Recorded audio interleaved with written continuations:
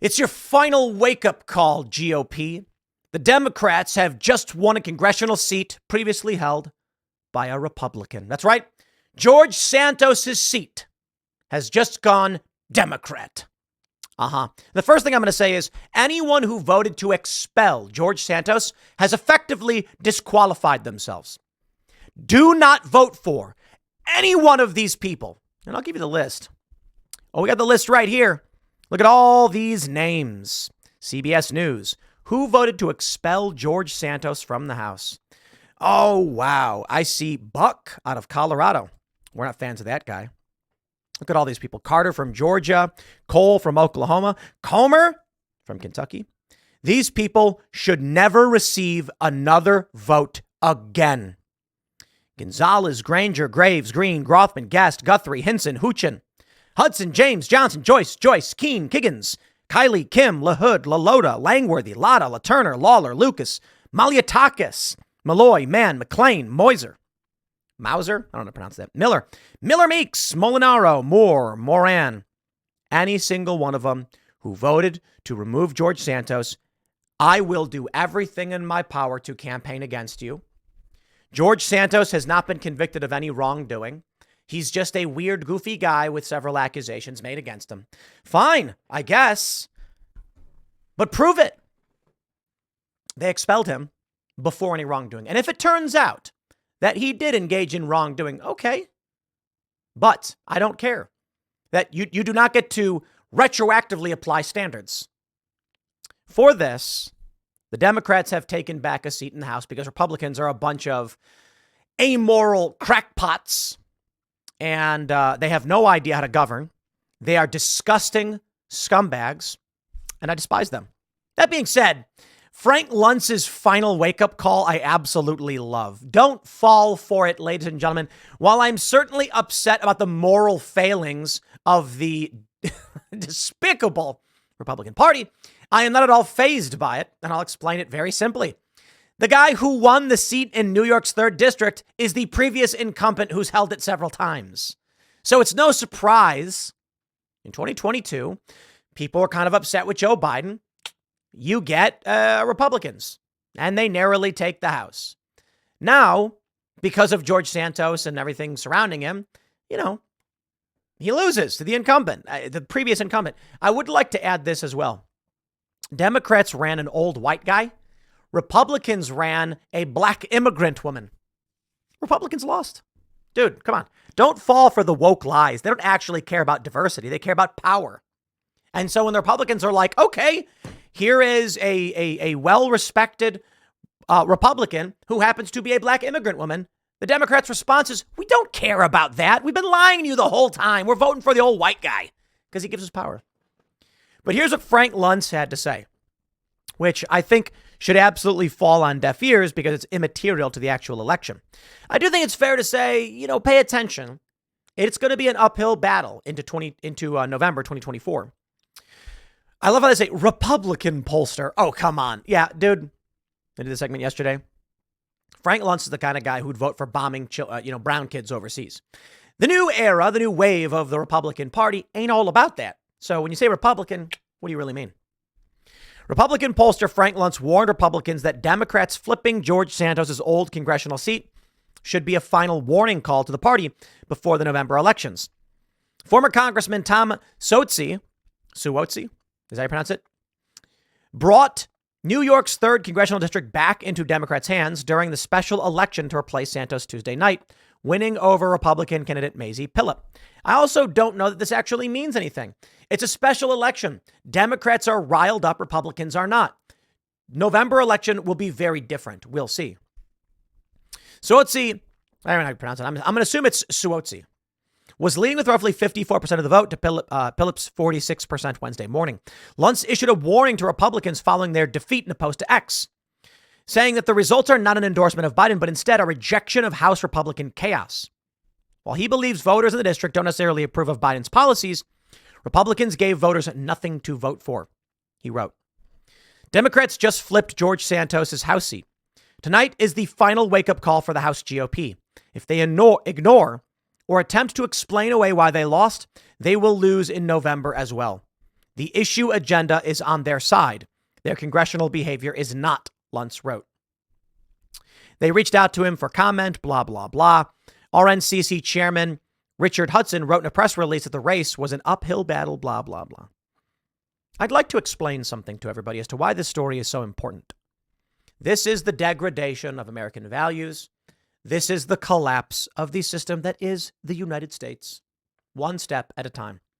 Talked a little bit about it last night on Timcast IRL. Michael Trace was on the show, and he says, I disagree, and I believe he was wrong. I believe I am right, because I had the idea. So, of course, I will defend my idea.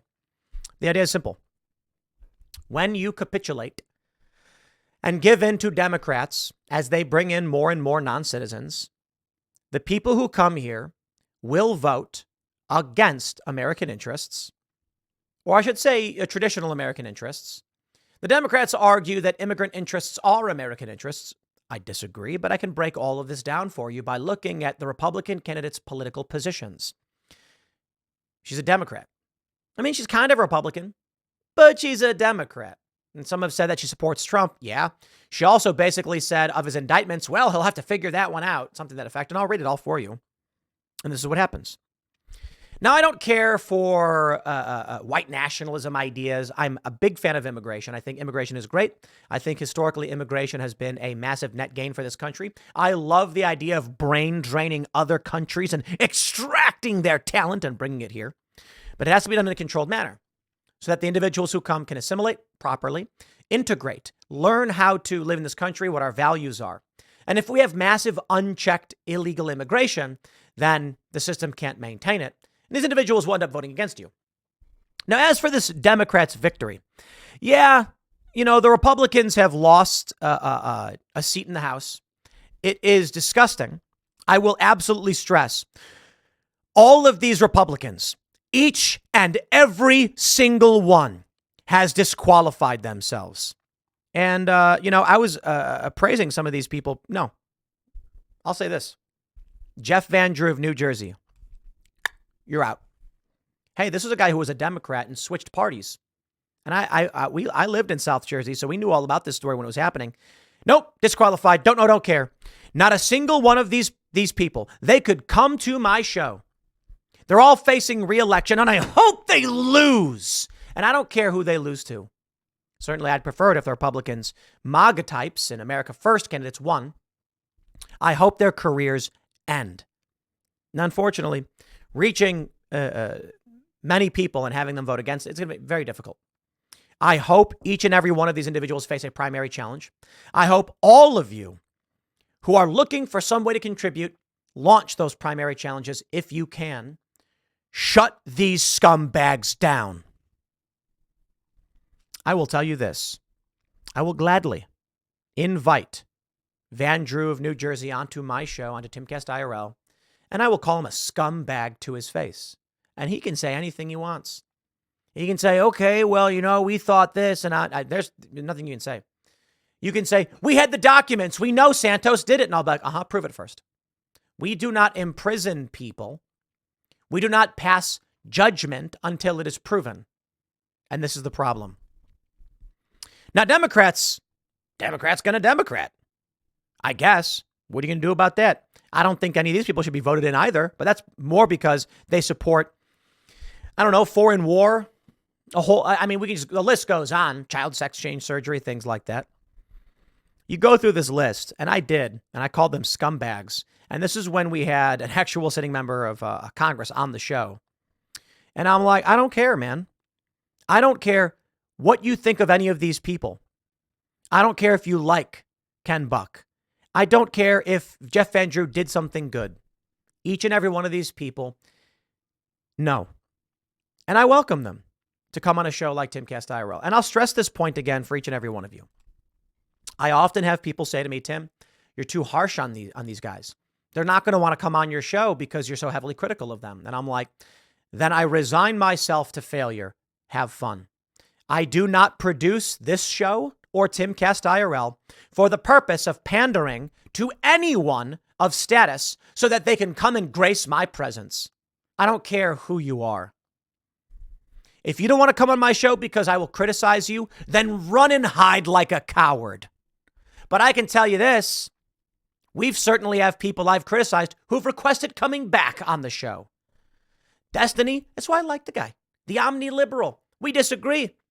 But you know what? Despite our criticisms and disagreements, he's more than happy to come on and face down and have that argument. I respect it.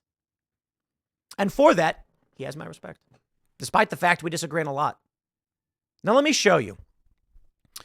We have this. This is the list of who was in office in New York's 3rd District. In 2012, it was Steve Israel. He's a Democrat, Working Families Independence Party. He beat Stephen Labate, or Labate, I don't know how you pronounce it. In 2014, he was also the incumbent running against Grant Lally. He won. In 2016, Tom Suozzi ran against Republican Jack Martins, and Tom won. In 2018, Tom won. In 2020, Tom won.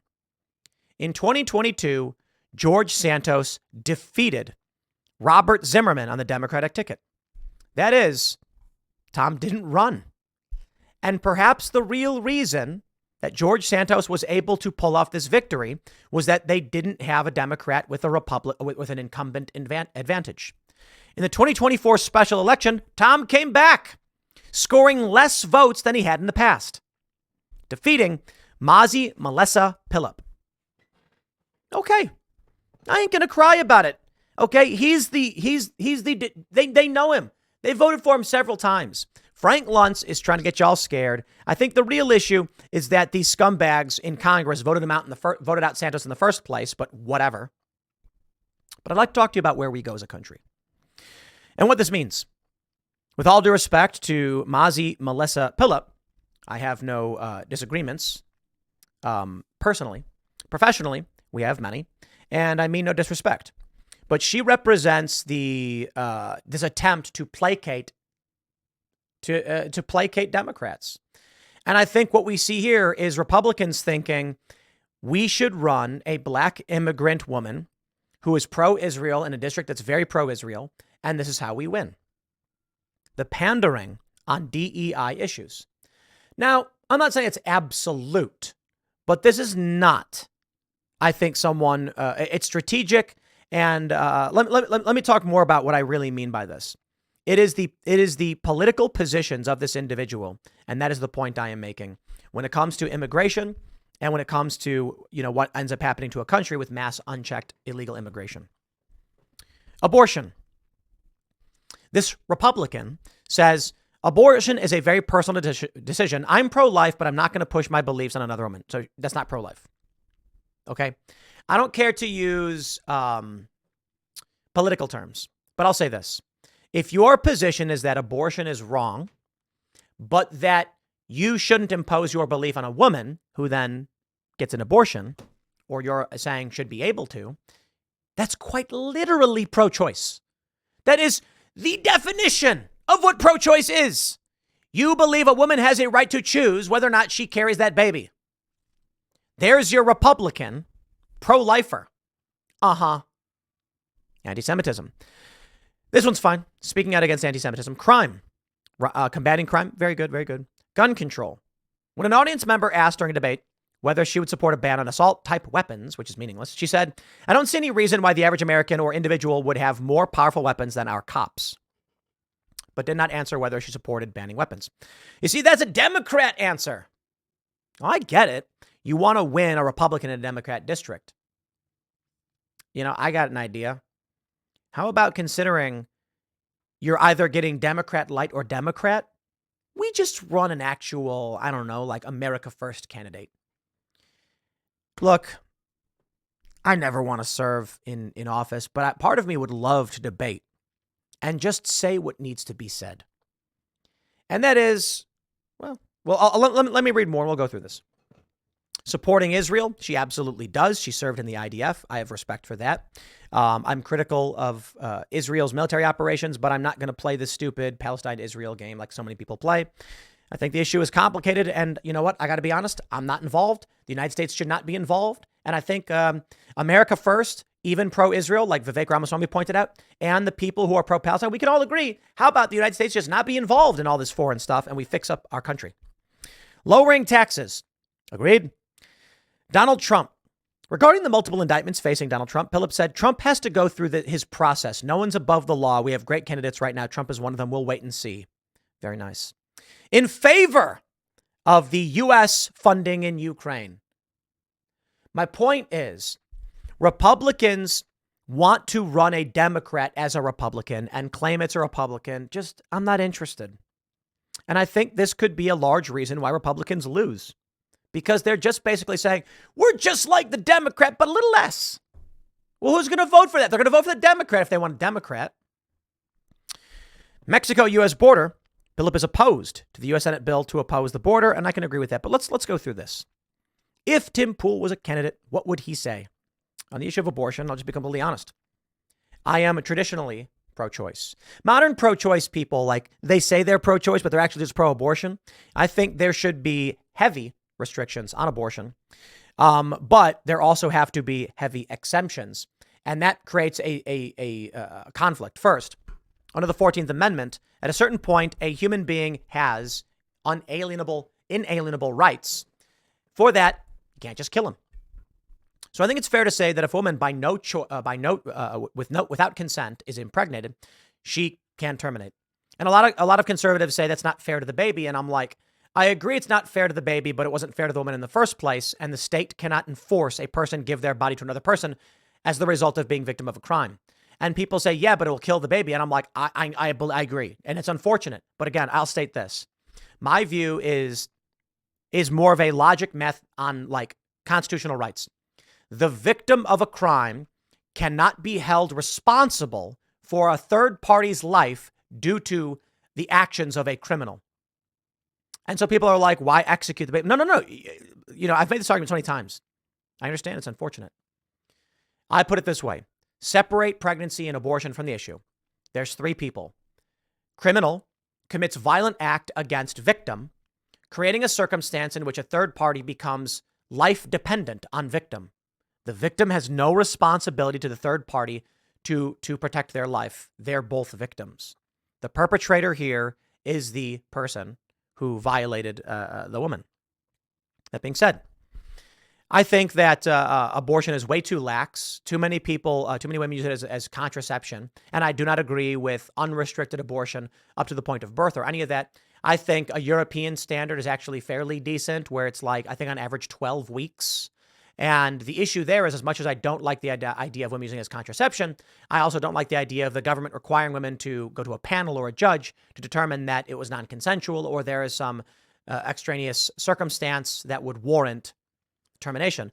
I think it's a very, very difficult issue, and I don't have any good answers for you. Sorry. That's the best I can give you. I try to keep this constitutional and defend the rights of all, but it's an impossibility in the circumstance because an innocent child will lose their life. I agree anti-Semitism is bad. I agree crime is bad.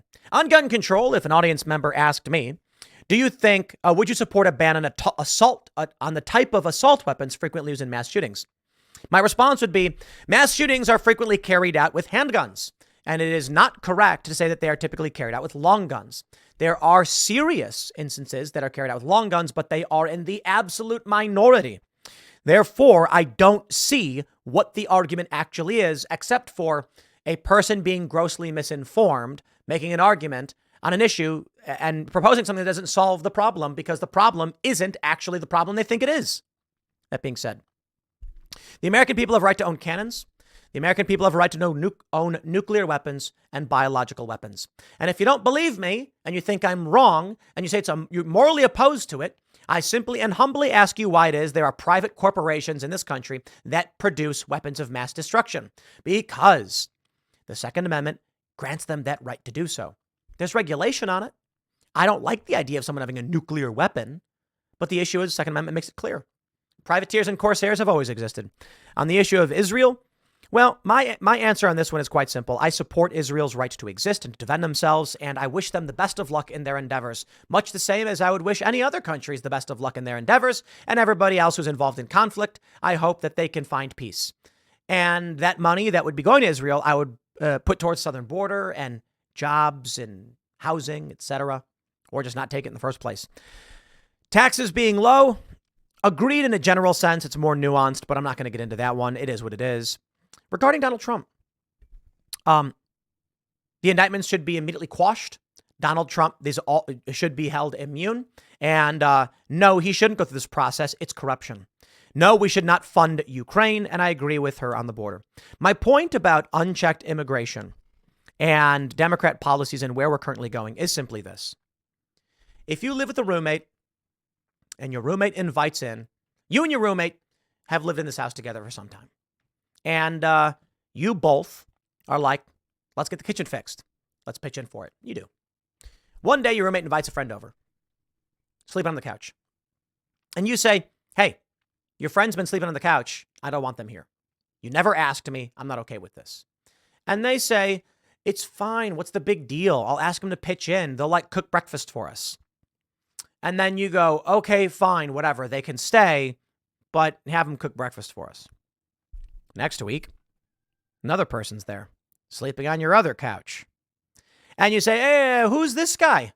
I never said you could bring another friend in. And your roommate and the guy who cooks breakfast both look at each other and go, well, let's put it to a vote. All in favor of third guy getting to stay? And you go, no. He can't vote. Well, what do you mean? He lives here. You said he could stay. Yeah, but he shouldn't vote. Well, you said he could stay. 2 against 1. Our friend gets to stay. Now it's 3 against 1. The next day, the dishes aren't done. There's no breakfast. There's spilled milk on the floor. And you walk in and say, guys, what's with the garbage and the trash? And they go, you do it. Well, I'm not going to do it. Well, let's put a vote. Who should clean the trash? All in favor of you? All 3 people raise their hand. And now you are responsible for all the garbage. You're the one paying the bills. And so now you lose. You're in the minority. Used to be a 50-50 vote. Now you're 25%. You can leave if you want. That's what happens. And so how do you respond? Well, the issue then is a 5th person shows up, and now you go to your roommate and you say, look, we've kept this place clean, and you let your friends and they're causing problems. And then he goes, you know what? Maybe you're right. Let's all clean everything up together. But now you're both outvoted. And they say, yeah, you guys clean it. It's your place. We just sleep here. It's your responsibility. They came in for free. This is the point. Mass unchecked illegal immigration results in Republicans having to pander to communities with less and less ties to this country. So instead of bringing out candidates who say, I believe in America, the Constitution, the flag, and here are my values, they pander. Now, my point about Mazi was not to make it an immigration or racial point. My point is, in a Democrat district, Republicans have to pretend to be Democrats or run Democrats in order to win in this area. And I'm like, what does that do for anybody? Just run the Republican and hope people care for the alternative. But they don't. This is where we're currently at. In California, when they had a mass influx of illegal immigrants, in the 90s, they passed a bill saying no public services to non-citizens. And it led to protest and revolt. Republicans have lost ever since. The people who came into the state and lived there who are not citizens still had influence, and that influence was exerted to the point where Republicans can no longer win. That's the issue. Republicans are going to keep pandering to the left, and the left will not pander back. Next segment's coming up at 4 p.m. on this channel. Thanks for hanging out, and I'll see you all then.